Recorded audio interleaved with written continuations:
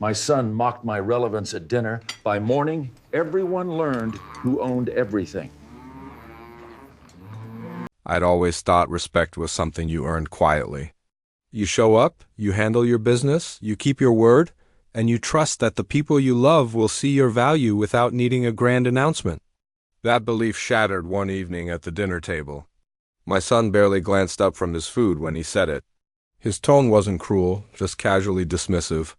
He joked that his mother's boss probably saw me as staff, not as a peer or a threat. But what really hurt wasn't the comment itself. It was my wife's reaction. She just smiled into her glass. No defense, no correction. Just a small, knowing smile that told me exactly where I stood in her world. I finished my meal in silence, cleared the table, and did the dishes while they talked about work, about promotions, about her brilliant boss. They praised strategies I recognized, ideas I had mapped out for her years ago.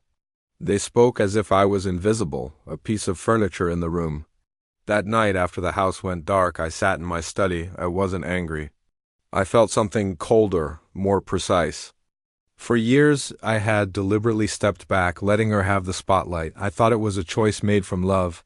But somewhere along the line, that choice had been misinterpreted as weakness. The next morning, everything changed. Her phone rang before sunrise. She sat bolt upright in bed, her voice a confused whisper. Her boss was on the other end, frantic. There was an emergency board meeting. Not one he had called, but one he'd been summoned to. Her confusion turned to panic, and then he said my name. Her voice just stopped.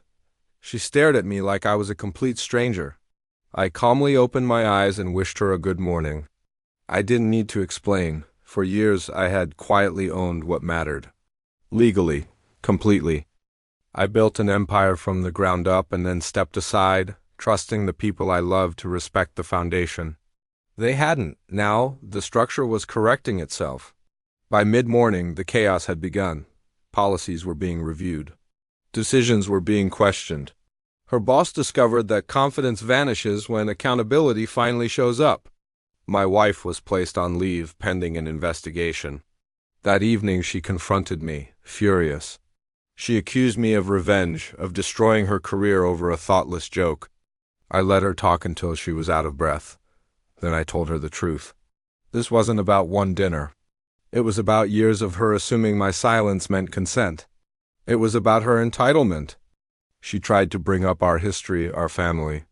But family doesn't mean erasing someone to make yourself feel bigger. Partnership doesn't mean climbing on someone's back and calling it independence. Our son avoided me for days. When he finally came to talk, I didn't scold him. I just showed him the documents. Not to show off, but to teach him that power isn't always loud. That the people who build things aren't always on stage. He apologized, not just for the words, but for believing them. I accepted. Growth matters more than guilt. The fallout was slow but thorough. Some people distanced themselves. Others suddenly remembered my name.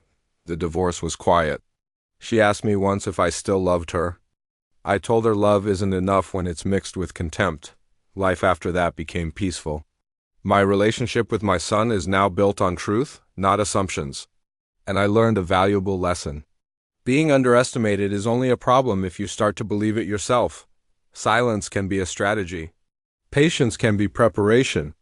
And sometimes the most powerful move is to just quietly stand up when it matters. They thought I was invisible.